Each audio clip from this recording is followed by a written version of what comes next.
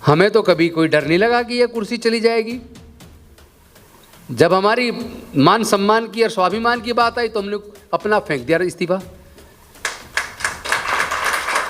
जब बात यह है कि भाई एक तरफ समाज की इज्जत आबरू है, एक तरफ डॉक्टर बाबा साहेब अम्बेडकर का मिशन मूवमेंट है, एक तरफ मंत्री की कुर्सी है, दो में से एक चुन लो। हमने कहा ठीक है, ये पकड़ो इस्तीफा, हम बाबा साहब का मिशन चुनेंगे, तथागत बुद्ध का मिशन चुनेंगे। तो कौन सी कमी आ गई भाई? तब भी मैं एक समय पर 2 रोटी खाता था, आज भी 2 ही खा रहा हूं। तब भी मैं बीड़ी सिगरेट शराब नहीं पीता था, आज भी नहीं पीता। मंत्री बनके क्या बंगला और गाड़ी की शक्ल देखनी है क्या? अरे जिस समाज का नेतृत्व करने के अगर उनके मुद्दे हल नहीं कर पाए, उनके लिए काम ना कर पाए, उनके लिए लड़ ना पाए, तो ऐसे मंत्री एमएलए एमपी बनने का फायदा क्या है? उससे तो यार हम वकील ही बढ़िया है। हमने हजारों लोगों को कोर्ट में केस जिता के न्याय दिलवा दिया। परमादरणीय माननीय वरिष्ठ अधिवक्ता सुप्रीम कोर्ट माननीय राजेंद्र पाल गौतम साहब के चरणों में विनम्रता के साथ निवेदन करूंगा, आप आएँ और अपने 2 शब्द प्रेरणा स्रोत हम सबके बीच रखे। आदरणीय राजेंद्र पाल गौतम साहब, जोरदार ताली।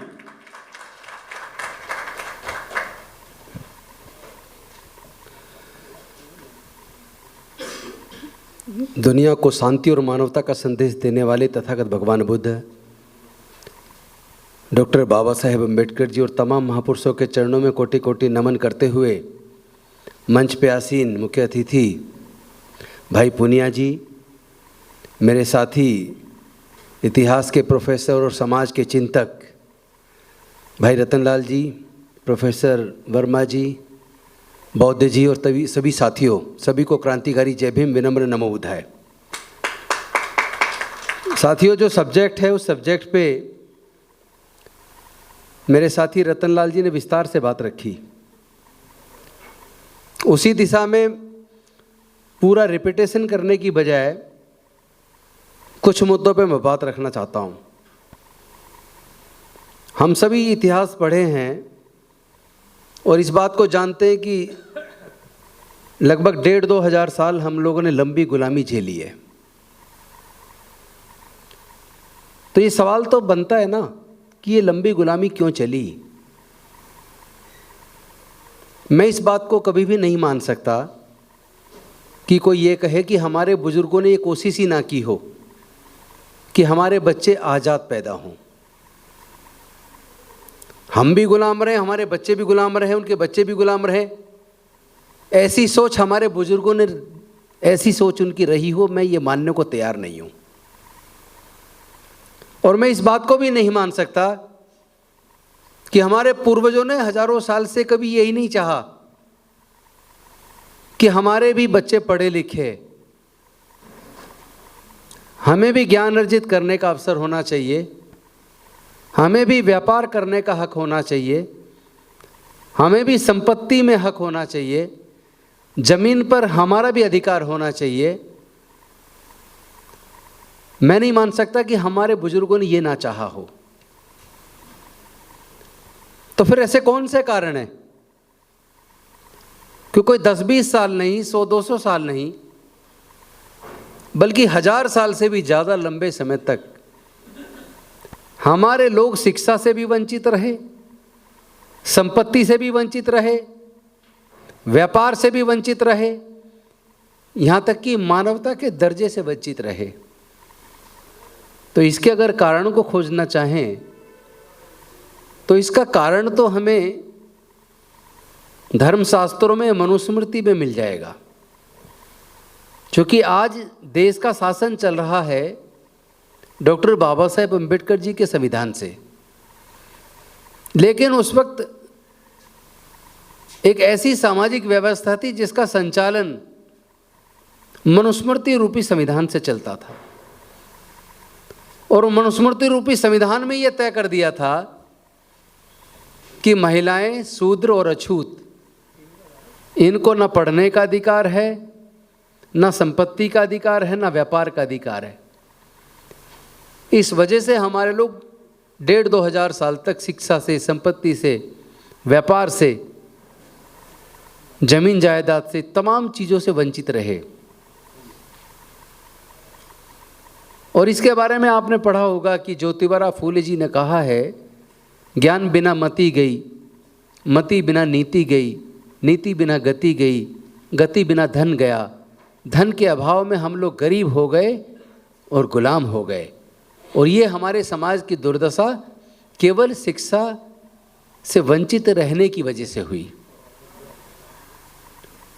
लेकिन ऐसे समय में हम डॉक्टर बाबा साहेब अम्बेडकर जी को इतना सम्मान क्यों देते हैं? हमारे लिए तो भगवान डॉक्टर बाबा साहेब अम्बेडकर है, हमारे लोग तो बाबा साहेब अम्बेडकर को ही भगवान मानते हैं, उनके लिए मरने मिटने को तैयार रहते हैं। तो उसका कारण है क्योंकि हमारे लोग भी वर्षों से पूजा पाठ करते आए, लेकिन जब बेटी की इज्जत लुटी तो कोई भगवान बचाने नहीं आया। जब बस्तियां जलाई गई तब भी कोई बचाने नहीं आया। डॉक्टर बाबा साहेब अम्बेडकर अकेले इतिहास में ऐसे व्यक्ति हैं जिन्होंने हमारी हजारों साल की गुलामी तोड़ी, हमारे पढ़ने के रास्ते खोले, हमारे नौकरी के रास्ते खोले, हमारे राजनीति में आने के रास्ते खोले, हमें वोट का अधिकार दिया, तमाम तरह के हक अधिकार दिए। लेकिन दुखद ये है कि जो हजारों साल के संघर्ष के बाद जो डॉक्टर बाबा साहेब अम्बेडकर जी ने अपने 5 में से 4 बच्चों को गंवाकर, अपनी जवान पत्नी को खोकर, अपना पूरा जीवन जलाकर जो हमें दिया, हम सारे लोग मिलके मिडिल क्लास भी बन गया। बाबा साहेब की वजह से हम डॉक्टर बने, इंजीनियर बने, प्रोफेसर बने, साइंटिस्ट बने, कलेक्टर बने, तमाम तरह के बड़े बड़े पदों पर पहुंचे, एमपी बने, एमएलए बने, मंत्री बने, मुख्यमंत्री बने, उपराष्ट्रपति बने, राष्ट्रपति बने। लेकिन जो अकेले डॉक्टर बाबा साहेब अम्बेडकर हमें देकर गए, हम उसको भी बचा के नहीं रख पाए। केवल 75 सालों में हमने वो भी गंवा दिया। और इसका बहुत बड़ा कारण यह है कि हमारे इस समाज के कुछ नेताओं ने हमारा सही मार्गदर्शन नहीं किया। हमारे इस समाज के नेताओं ने हमारा सही तरीके से नेतृत्व नहीं किया। हमारे समाज के नेताओं ने संसद और विधानसभाओं में सही तरीके से हमारा प्रतिनिधित्व नहीं किया। यही वजह थी कि जो 24 सितंबर 1932 को डॉक्टर बाबा साहेब अम्बेडकर जी को समाज को नरसंहार से बचाने के लिए गांधी जी के साथ पूना पैक्ट करना पड़ा, जो उन्होंने पृथक निर्वाचन क्षेत्र की मांग की थी, जिसको अंग्रेजों ने राउंड टेबल कॉन्फ्रेंसेस की बाबा साहेब की बहस के बाद स्वीकार कर लिया था और कम्युनल अवार्ड घोषित किया था, जिसके खिलाफ, जिसमें हमें पृथक निर्वाचन क्षेत्र मिलना था, जिसके खिलाफ गांधी जी अनशन पर बैठ गए थे। और बाद में बाबा साहेब को धमकियां मिलने लगी कि अगर गांधी जी अनशन में मर गए तो तुम्हारे पूरे समाज को कत्लेआम कर दिया जाएगा, नरसंहार कर दिया जाएगा। तो बाबा साहेब को दुखी मन से मजबूरी में समझौता करना पड़ा कि अगर पूरे समाज का नरसंहार हो गया फिर मैं इस पृथक निर्वाचन को लेकर करूंगा क्या। दुखी मन से उनको समझौता करना पड़ा। लेकिन आज यह बात हमें समझ आती है वो क्यों दुखी थे। वो ठीक है, जैसा रतन जी ने बताया, बाकी चीज़ मिली, शिक्षा के क्षेत्र में हमें एजुकेशनल इंस्टीट्यूशन में रिजर्वेशन मिला, नौकरी में रिजर्वेशन मिला, वो चीज़ तो मिल गई। लेकिन जो चीज़ गंवानी पड़ी उसका नुकसान क्या हुआ? पृथक निर्वाचन क्षेत्र चला गया और उसके बदले में संयुक्त निर्वाचन क्षेत्र आ गया।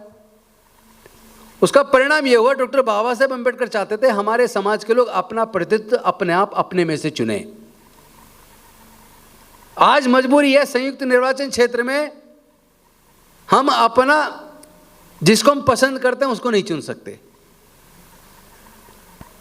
क्योंकि जो असली चीज, जो डिमांड थी पृथक निर्वाचन क्षेत्र की, उसमें तो डबल वोट का अधिकार मिल रहा था कि जो रिजर्व से लड़ेगा उसको हम ही चुनेंगे, हम ही वोट डालेंगे। यानी शेड्यूल्ड कास्ट, शेड्यूल्ड ट्राइब की सीट पे केवल शेड्यूल्ड कास्ट, शेड्यूल्ड ट्राइब के लोग ही वोट डालेंगे, कोई दूसरा वोट डाल के नहीं चुनेगा उसे। लेकिन जो जनरल बंदा चुनाव लड़ेगा हम उसको भी वोट डालेंगे। तो हमें डबल वोट मिलने वाला था जो चला गया और पृथक निर्वाचन की जगह संयुक्त निर्वाचन क्षेत्र आया। और उसका असर ये हुआ कि अगर आज पूनिया जी चुनाव लड़ें तो पूनिया जी को चुनाव में वोट केवल SC ST ने नहीं डाला, बल्कि उस पूरे चुनाव क्षेत्र के सभी लोगों ने डाला। अब चूंकि सबने वोट डाला है तो ये प्रतिनिधि सबके हैं, ये प्रतिनिधि केवल शेड्यूल कास्ट के नहीं है। बेशक रिजर्व सीट से लड़े, लेकिन प्रतिनिधि केवल शेड्यूल कास्ट के नहीं है, सबके प्रतिनिधि हैं। उसका एक और असर है कि समाज के पास ये विकल्प ही नहीं है कि समाज किसको चुने। पॉलिटिकल पार्टी जिसको टिकट देगी उसमें से भी आप अपने पसंद को चुनना चाहें, केवल शेड्यूल कास्ट के लोग तो नहीं चुन सकते।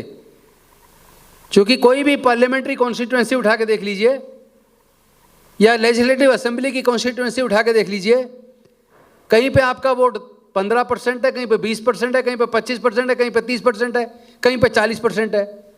अगर 40 के 40 भी इकट्ठी डाल दें तो बाकी जनरल वाले उस 40 वाले समाज को हराने के लिए 60 को वोट दे देंगे। तो आप 40 मिल के भी अपने पसंद के प्रतिनिधि को चुन ही नहीं सकते। ये कड़वा सच है। और ये डॉक्टर बाबा साहेब अम्बेडकर को एहसास उसी वक्त हो गया था कि ये जो पृथक निर्वाचन क्षेत्र जा रहा है, इसके बदले में जो संयुक्त निर्वाचन क्षेत्र आ रहा है, इसमें मेरे समाज के जो प्रतिनिधि जाएंगे चुनकर, वो मेरे समाज का ट्रू रिप्रेजेंटेटिव नहीं बन पाएंगे। और दूसरा खतरा इसलिए ज्यादा हो गया, जो चुन के गया उसको ये चिंता लग गई, अगर मैं समाज की बात ज्यादा करूंगा तो अगली बार मेरा टिकट कट जाएगा। ऐसा नहीं है कि टिकट कट ही जाता है, उसने अपने मन में ये मान लिया कि अगर मैंने समाज की बात की ज्यादा तो मेरा टिकट कट जाएगा। इसी केवल डर में, मतलब वो जो समाज की रिजर्व सीट से लड़के समाज के सच्चे प्रतिनिधि बनने की बजाय ज्यादातर लोग अपने अपने पार्टी के गुलाम हो गए। अन्यथा रिजर्व सीट पे टिकट तो रिजर्व को ही मिलेगा, लड़ेगा तो रिजर्व ही। अगर पूरे समाज के लोग ये तय कर लें, जो भी राजनीति में जा रहा है, कि मैं यहाँ रिप्रेजेंटेशन जो मुझे मिला है समाज को नेतृत्व देने का, मैं समाज को रिप्रेजेंट कर रहा हूँ संसद में, मैं विधानसभा में समाज को रिप्रेजेंट कर रहा हूँ, तो मैं सच्चा प्रतिनिधि बनूंगा, समाज की हक और अधिकार की लड़ाई तो लड़ूंगा। मेरा पद रहे या जाए, काट लो टिकट, जो भी आए वही लड़े, जो भी आए वही बोले, वही सारे समाज के मुद्दे उठाए, फिर किसका टिकट कटेगा। सत्ता को ये समझ आना चाहिए, पार्टियों को ये समझ आना चाहिए कि रिजर्व सीटें रिजर्व समाज को रिप्रेजेंट करने के लिए चुन रहे हैं, तो उनको इतना हक तो होना ही चाहिए कि वो अपने समाज के जो तकलीफ, उनके मुद्दे तो उठाएं। अगर ऐसा भी ना कर पाए तो फिर एमपी एमएलए बनने का फायदा क्या, फिर इस रिजर्व सीट का होने का क्या फायदा। ये बात सबको समझ आनी चाहिए। ये चीज हमारे हाथ से चली गई है, और आज तो इतना ज्यादा हो गया है कि लोग बस अपने नेता को खुश रखने के चक्कर में सब कुछ गंवा रहे हैं, इज्जत भी गंवा रहे हैं। मंत्री बन जाएगा पर पीए अपना नहीं रख सकता, अपने समाज को तो जो देना चाहता, जो योजना बनाना चाहता, बना नहीं सकता। ऐसा नहीं है कि उसको 100% रोका जा रहा, नहीं बना सकता। साला जो आदमी दिमाग में बीमारी लेकर पैदा हुआ हो, जो खुद मन में ये सोच ले कि मैं ऐसा करूंगा तो मेरा ये हो जाएगा, मेरा ये नुकसान हो जाएगा, इससे अच्छा मैं करूं ही ना, तो डूब के मर जाओ। किस लिए बने हो फिर, जरूरत क्या आपकी। अनफॉर्चुनेटली ऐसे ही लोग जाते जा रहे हैं जिनके मन में से खुद के मन में डर पैदा कर लिया, और उस डर ऐसा पैदा कर लिया कि वो कुछ बाकी सोच ही नहीं रहा है कि बस मैं अपने नेता को, अपनी पार्टी को खुश रखूं। नुकसान पूरे समाज का हो गया। मैं और रतनलाल जी लगातार साथ बैठते रहे, हमें वर्षों से बैठ रहे हैं। मैं आपको बताऊं, आपको ताज्जुब होगा, जब मैं कैबिनेट मिनिस्टर था दिल्ली की सरकार में, रतन जी मौजूद है, गवाह इस बात के, और उधर हमारे राहुल नागपाल में गवाह साथ के, पुनीत गवाह है। मेरे यहाँ मेरे बंगले का जितना समाज का उपयोग हम कर पाए हमने किया, शायद ही किसी ने किया हो। जैसा वो बता रहे थे 200 पॉइंट रोस्टर का आंदोलन, तो 200 पॉइंट रोस्टर के आंदोलन की सारी प्रेस कॉन्फ्रेंस हमारे उस बंगले पे हुई, सारी तैयारी पूरे आंदोलन की हमारे बंगले पे हुई। हमें तो कभी कोई डर नहीं लगा कि ये कुर्सी चली जाएगी। जब हमारी मान सम्मान की और स्वाभिमान की बात आई तो हमने अपना फेंक दिया इस्तीफा। जब बात यह आई कि भाई एक तरफ समाज की इज्जत आबरू है, एक तरफ डॉक्टर बाबा साहब अम्बेडकर का मिशन मूवमेंट है, एक तरफ मंत्री की कुर्सी है, दो में से एक चुन लो। हमने कहा ठीक है, ये पकड़ो इस्तीफा, हम बाबा साहब का मिशन चुनेंगे, तथागत बुद्ध का मिशन चुनेंगे। तो कौन सी कमी आ गई भाई? तब भी मैं एक समय पर 2 रोटी खाता था, आज भी 2 ही खा रहा हूं। तब भी मैं बीड़ी सिगरेट शराब नहीं पीता था, आज भी नहीं पीता। मंत्री बनके क्या बंगला और गाड़ी की शक्ल देखनी है क्या? अरे जिस समाज का नेतृत्व करने के अगर उनके मुद्दे हल नहीं कर पाए, उनके लिए काम ना कर पाए, उनके लिए लड़ ना पाए, तो ऐसे मंत्री एमएलए एमपी बनने का फायदा क्या है? उससे तो यार हम वकील ही बढ़िया है। हमने हजारों लोगों को कोर्ट में केस जिता के न्याय दिलवा दिया और मंत्री रह के ना दे पाए, फिर क्या फायदा? रतन जी और हम कई बार बात करते हैं, जब भारत गरीब था, जब भारत आजाद हुआ तो भारत गरीब था। जब भारत गरीब था तो शिक्षा फ्री थी। जब भारत गरीब था शिक्षा फ्री थी, नौकरियों के बहुत अच्छे अवसर थे। और जब भारत अमीर हो गया तो शिक्षा महंगी होकर शिक्षा छिन गई और नौकरियां भी छिन गई। तो नफा नुकसान किसका हो रहा है देख लो। हुक्मरान तो बनते रहना बाद में, पहले अपनी आज को बचा लो ना। आज नौकरी के अवसर है। और एजुकेशन की बात बता दूं, अगर आपका बच्चा बहुत मेहनती है, बहुत काबिल है, और वो सरकारी इंजीनियरिंग कॉलेज में भी अगर उसका सिलेक्शन हो जाता है नीट का एग्जाम पास करने के बाद, पुनिया जी, एक इंजीनियर की डिग्री करने के लिए सरकारी इंजीनियरिंग कॉलेज से, प्राइवेट की बात नहीं कर रहा हूं, 15 से 20 लाख रुपया चाहिए, जिसमें उसकी फीस, उसका हॉस्टल, उसका ट्रांसपोर्ट, खाना, किताबें, इसी का खर्च 15 से 20 लाख न्यूनतम एक सरकारी इंजीनियरिंग कॉलेज से इंजीनियर बनने के लिए। और वो भी नौकरी नहीं, इंजीनियरिंग की डिग्री। जरूरी नहीं इंजीनियरिंग की डिग्री जिसको मिलती है उसको नौकरी भी मिल जाए, कोई गारंटी नहीं है। लॉ, एनएलयू में अगर आपके बच्चे का सिलेक्शन हो गया नेशनल लॉ यूनिवर्सिटी में, तो 20 लाख से 25 लाख चाहिए 5 साल की लॉ करने के लिए। अगर आईआईएम में हो जाए तो कम से कम 40 लाख चाहिए एमबीए करने के लिए। मैंने तो बड़ा इस पे सर्वे किया, रिसर्च किया, हम लोग तो काफ़ी, रतन जी और हम तो लगातार ही बैठ के चर्चा करते हैं, बड़ा अध्ययन करते हैं। 99% SC/ST, 99% माइनॉरिटी, 98% OBC आजकल की इस हायर एजुकेशन का खर्चा उठाने में सक्षम नहीं है। पैसे के अभाव में उनके बच्चे पढ़ाई छोड़ रहे हैं, ये सच है। जैसा उन्होंने बताया, आपसे पूछा कितनी फीस लगती थी, मैंने 1983 में 10वीं की, ये सही कह रहे हैं, 10-20 पैसे लगते थे बस, वापस मिलते थे महीने के। वजीफा, जैसा बताया, वजीफा वाकई में ज़्यादा था। वजीफा बढ़ा नहीं बल्कि घट गया और ख़त्म हो गया, और फीस हजारों गुना बढ़ गई, लाखों गुना बल्कि। जब वजीफा भी अच्छा था, नौकरियों के भी अवसर अच्छे थे, शिक्षा भी लगभग फ्री थी, 20 सूत्री कार्यक्रम में लोग को 120 गज के, 100 गज के, 80 गज के प्लॉट भी मिले, खेत की जमीन के पट्टे भी मिले। ये जो कुछ भी तरक्की हुई है, जितने भी अफर्मेटिव एक्शन लागू हो पाए, या बैंकों का राष्ट्रीयकरण हुआ हो, चाहे इंश्योरेंस कंपनी का राष्ट्रीयकरण हुआ हो, चाहे PSUs बने हो, यानी जितने नौकरी के अवसर बने या मुफ्त में शिक्षा पाली और अच्छा खासा स्कॉलरशिप भी ले लिया, स्टाइपेंड ले लिया, ये सब काम जब तक कांग्रेस का राज था, इसे आप किसी दृष्टि से देख सकते हैं, पर सच को स्वीकारना पड़ेगा, तुलना कर लेना, तब तक ये सब हुआ। जैसे जैसे उधर कांग्रेस कमजोर हुई और बीजेपी मजबूत हुई,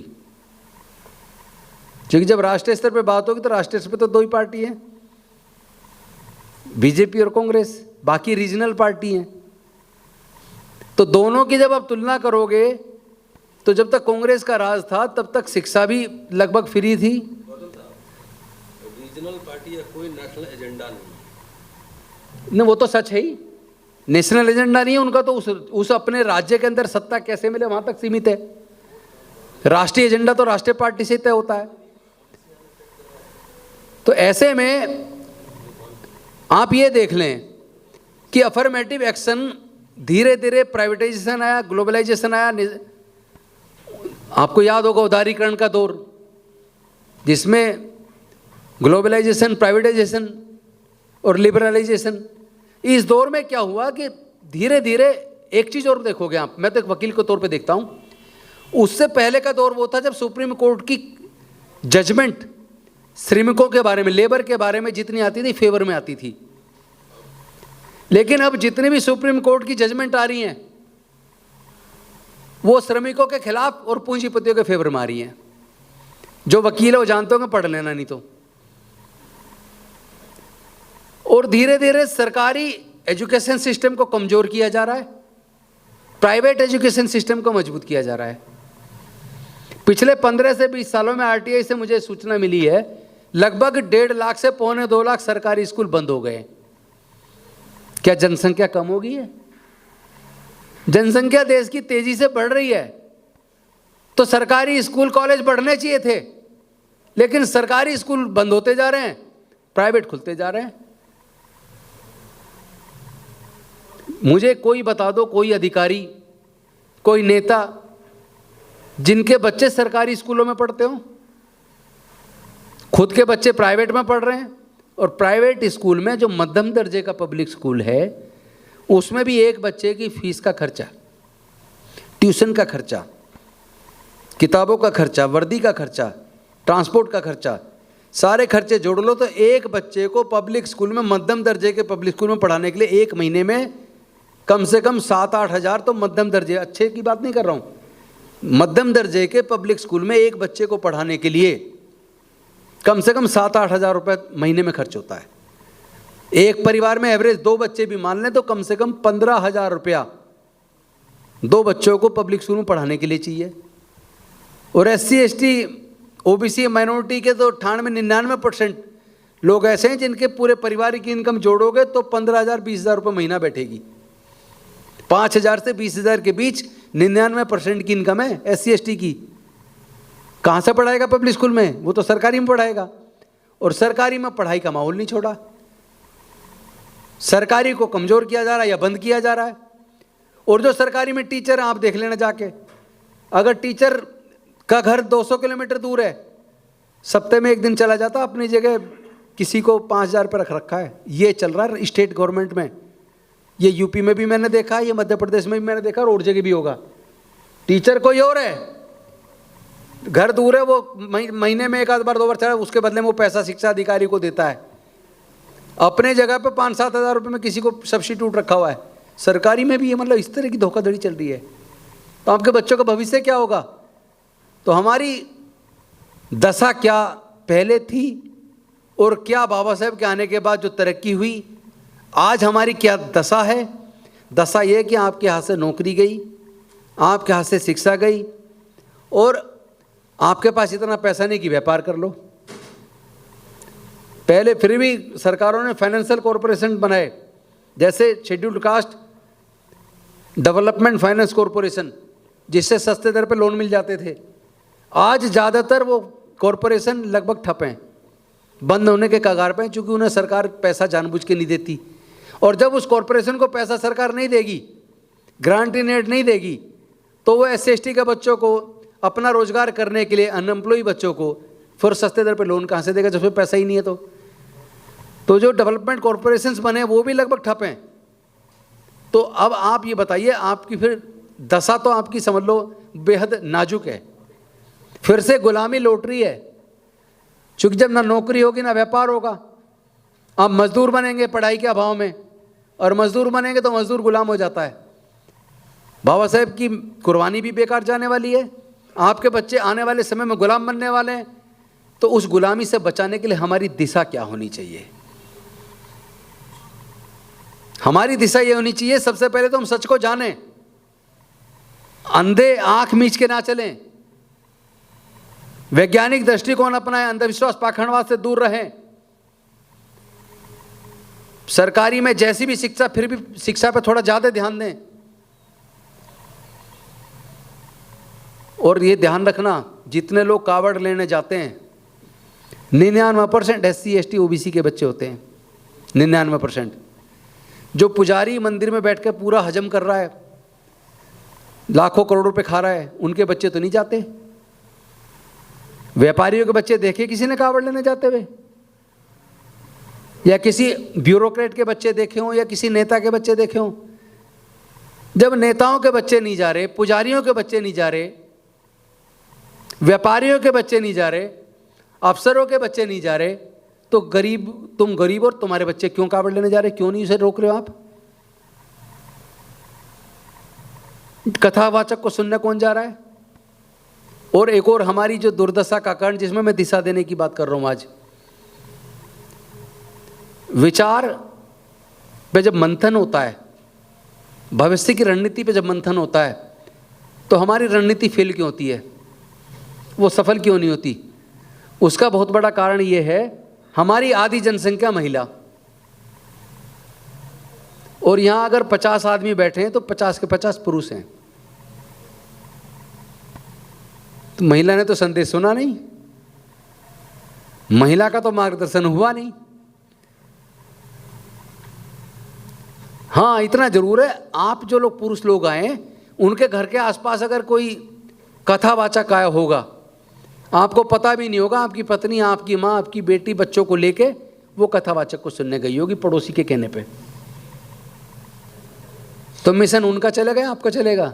आप तो अपनी बेटी को, अपने बेटे को, अपनी पत्नी को, अपनी माँ को कभी ऐसे सामाजिक चिंतन शिविर में लाते नहीं हो। जब आप लाते ही नहीं हो, दोष किसे दे रहे हो?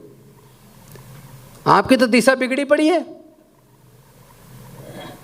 शाम को देख लेना हमारी बस्तियों में बहुत लोग वो थैली पीते, शराब पीते मिलेंगे, कच्ची पक्की। जितना कमाया मजदूरी करके, आधे से ज़्यादा शराब में। और जो रिटायर हो गए, चलो अच्छी बात है, कुछ लोग रिटायर यहाँ बैठे हैं, नहीं ज़्यादातर रिटायर गाँव के किसी चौपाल पे ताश खेलते मिलेंगे पूरा दिन, खाली है, क्या करें, टाइम पास कर रहे हैं। उनका आदमी खाकी कच्चा पहन के सुबह सुबह हमारे शाखा लगा के हमारे घरों में घुस रहा है और हमारे बच्चों का ब्रेन वॉश कर रहा है। वो अपनी विचारधारा को हमारे बच्चों तक के दिमाग में डाल रहा है। और हमारा आदमी कह रहा, रिटायर हो गए, खाली है, क्या करें, ताश खेल लेते हैं जी। कहाँ लिखा भाई, खाली है तो किला ताश खेलो? तुम समाज में जाके अपने छोटे बच्चों का मार्गदर्शन नहीं कर सकते? उनको जागरूक नहीं कर सकते? मैं तो बौद्ध जी एक बात और कहूँगा, इस तरह के अंदर हॉल के प्रोग्राम कम करो। अब जरा गांव बस्तियों में प्रोग्राम लगाने शुरू करो। हम तो गांव बस्ती में चलने को तैयार हैं। गांव में थे, बखरी गांव में, बेगूसराय में। नहीं, हम और आप तो जहाँ अवसर मिलता है गांव में भी जाते हैं, लेकिन अब हमें बाकी को भी कहना है कि ज़्यादा प्रोग्राम मंच के बनाने की बजाय गांव देहात में लगाओ। और जो रिटायर हो गए वो लोग ये तय कर लो कि कम से कम रोज नहीं जा सकते तो सप्ते में एक दिन हम अपने 3-4 घंटे किसी न किसी गांव में, झुग्गी बस्ती में जाके, कॉलोनी में जाके अपने बच्चों को इकट्ठा करके उनको जागरूक करने में लगाएंगे।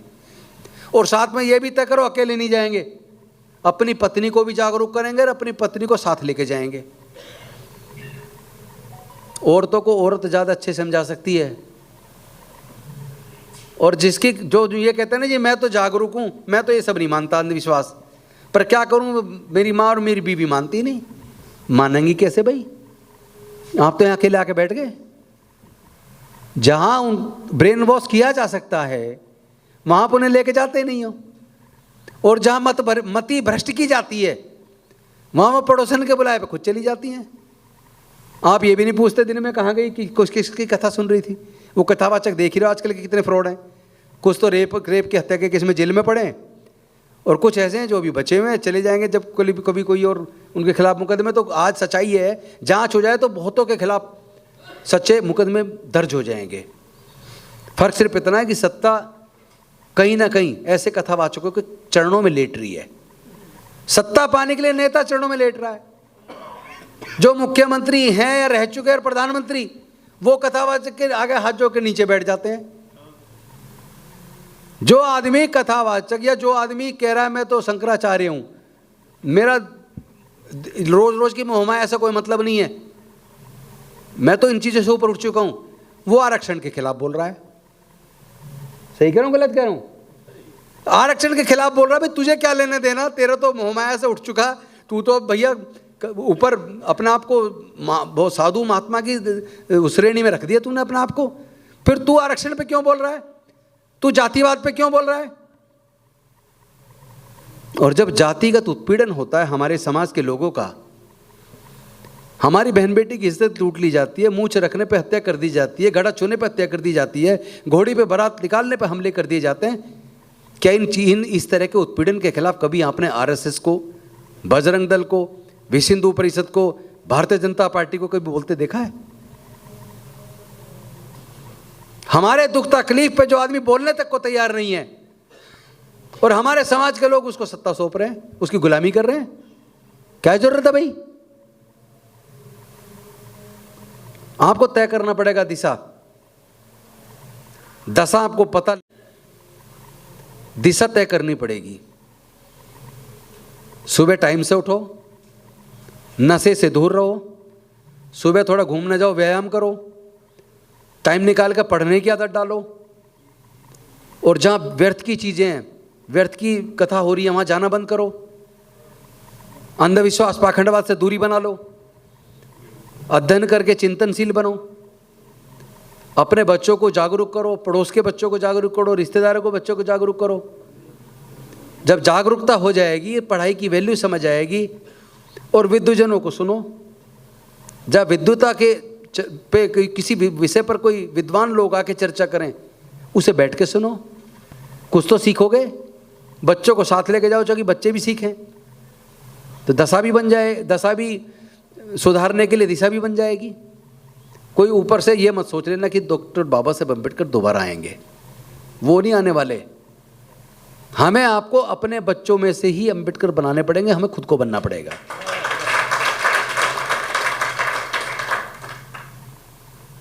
मन के जीते जीत है और मन के हारे हार। तो जैसा हमारे प्रोफेसर वर्मा बोल रहे थे कि निराशा होने लगी है, निराशा से काम नहीं चलेगा। नो डाउट जो चिंतनशील हैं वो परेशान, ऐसी व्यवस्था को देखकर परेशान तो होते हैं। एक तरफा सारी संवैधानिक संस्थाओं को ध्वस्त किया जा रहा है। सुप्रीम कोर्ट हाई कोर्ट तक नहीं बची हैं, वहाँ भी जजमेंट अब आप ये मान लो कानून से नहीं हो रहे। पहले कहते थे ना एविडेंस और लॉ के हिसाब से जजमेंट होती हैं, अब तो आपने देखा होगा आस्था के आधार पर जजमेंट हो रही है। सुप्रीम कोर्ट का चीफ जस्टिस कह रहा है बाबरी मस्जिद वाले, राम मंदिर वाले केस पे मैंने आंख मीच के मैंने भगवान को याद किया, उनसे पूछा मैं क्या करूं, और फिर निर्णय दे दिया। जब देश का चीफ जस्टिस ऐसी बात करेगा तो भाई न्याय मिलेगा क्या? और जिससे तू मांग रहा हाथ जोड़ के, अगर वो होता, अगर उसके पास कुछ होता न्याय करने का, तो फिर तुम्हारी कोर्ट की न्यायालय की जरूरत ही नहीं पड़ती, फिर तो खुद ही न्याय कर देता ना। जिसको न्याय की कुर्सी पे इसलिए बिठाया कि तूने न्याय देना है, और संविधान ने कह दिया न्याय देते वक्त तूने कानून के हिसाब से और साक्ष्यों के आधार पे जजमेंट देना है। वो कह रहा है जी कानून और साक्ष्य मैं सोच रहा हूँ साइड में रख दूं, मैं आस्था के आधार पे दे देता हूं, तो फिर न्याय कहाँ हुआ?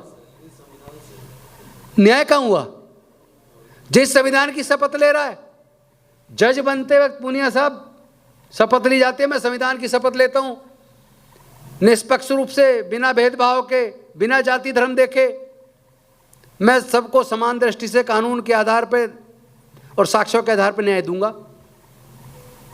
और वो कुर्सी पे बैठने के बाद करा नहीं, साक्ष्य तो खिलाफ से दिख रहे हैं, इसे तो मैं एक साइड रख देता हूं, कानून भी खिलाफ ही दिख रहा है, इसे भी साइड में रख देता हूं, मैं तो आस्था के आधार पर दूंगा, फिर तो होलिया न्याय। देश गर्त में जा रहा है, संवैधानिक संस्थाओं को ध्वस्त हो गई हैं। एक समय था, मुझे नहीं पता आप में से कितने लोग इस सच्चाई को जानते हैं, कितने नहीं जानते, लेकिन मैं जो जानता हूं वो आपको बता रहा हूं।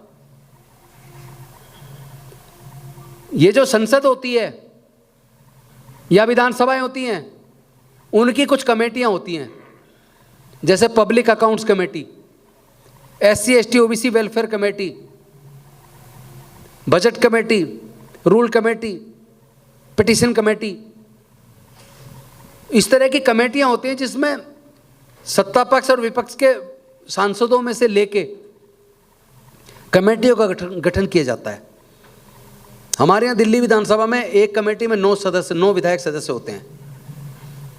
पहले क्या था, सदस्य बनाने का, कमेटी का गठन करने का जो अधिकार था, ज्यादातर कमेटी गठन करने का अधिकार स्पीकर को होता था, और कुछ 2-3 कमेटी केवल ऐसे होती है जिसमें वोट डलवाई जाती थी।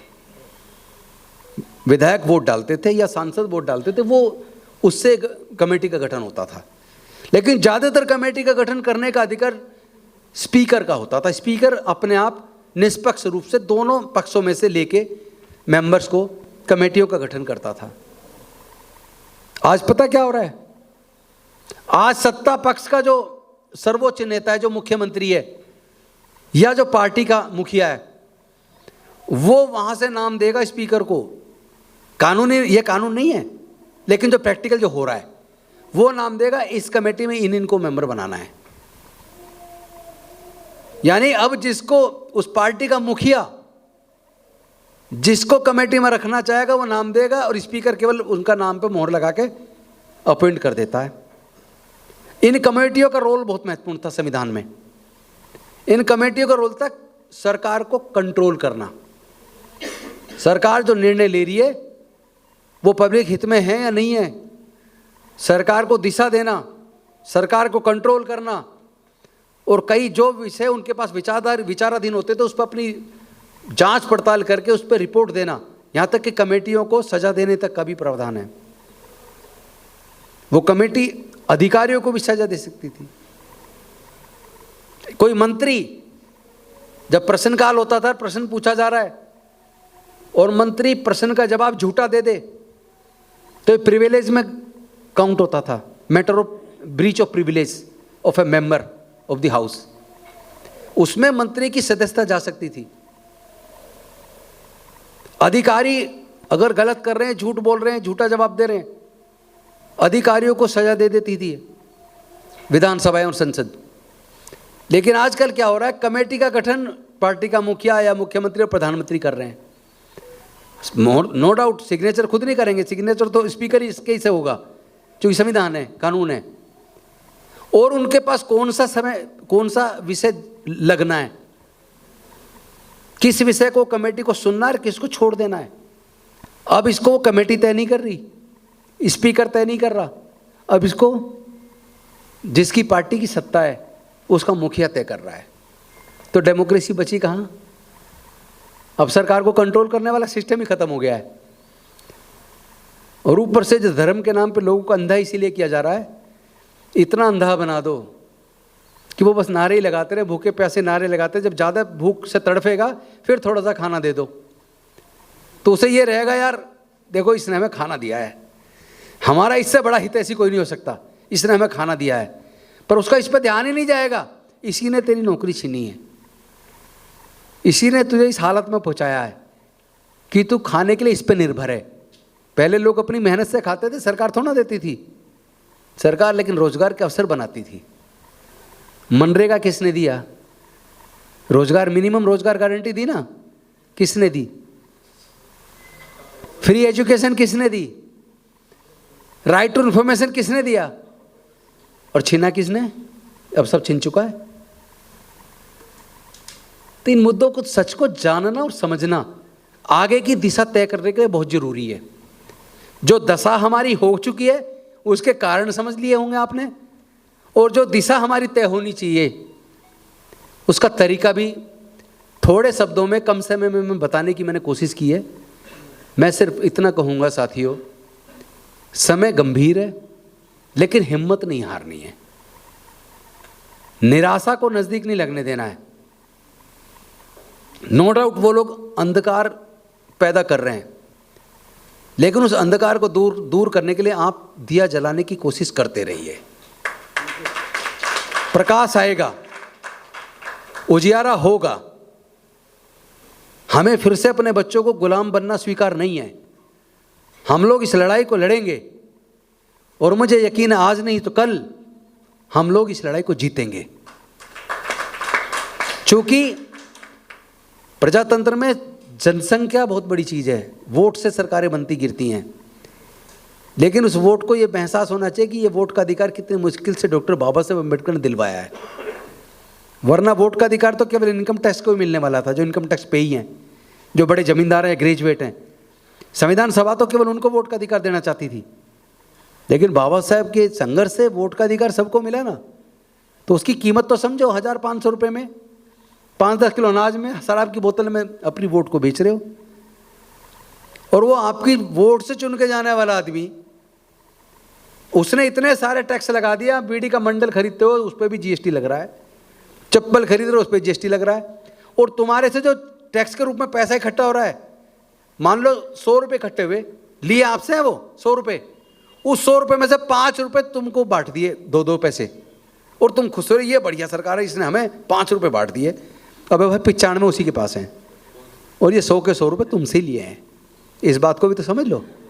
और इसी हिसाब से आगे की दिशा आप सब लोग तय करेंगे, मैं उम्मीद करता हूँ। बहुत बहुत धन्यवाद, आपने मुझे बुलाया बौद्ध साहब। Thank you very much. नमो बुद्धाय, जय भीम, जय भारत, शुक्रिया।